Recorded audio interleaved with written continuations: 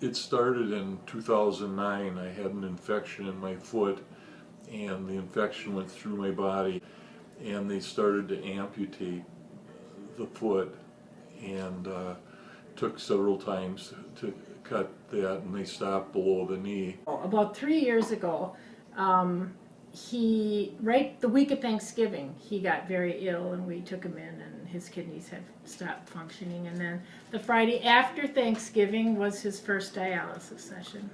Got a fistula in the arm where they hook you up and they clean the blood for you, and I was on that for 3 years. 3 days a week in dialysis. It's an all-day That's process. 5 hours a day. The discomfort after the dialysis is, the longer he was in it, became more intense. The cramping and the pain. It's a process of dying, is what dialysis is. It Keeps you alive, but it's slowly processed. It's a blessing, because without it, you would have been gone 3 years ago.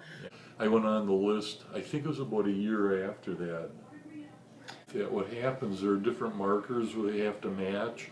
So when a kidney comes up, it may skip the first 300 or the first 3,000 and then find a match. You're selfish. You want that kidney. You want to live. You really do. You want to live. You'd be surprised what you do to live. We had 3 live donors, and it was really great that people would step forward like that, and none of them worked out. And then I said, well, I'm just going to go for a normal process.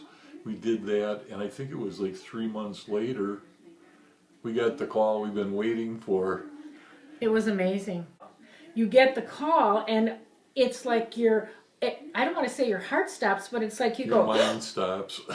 This is it. This is it. We've been waiting 3 years for this call, and now it's here, and it's like, oh my goodness, oh my goodness. It came at 10:30 at night. So there's a procurement team that goes to harvest the organs.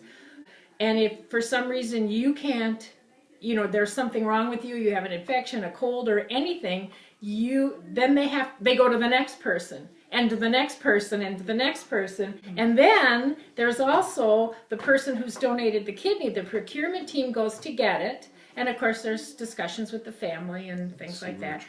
But then when they bring it back, then they first really can verify if the kidney is viable for the transplant. So there's so many things that are like, you're just sitting and waiting. Everything's like bubbles in the air.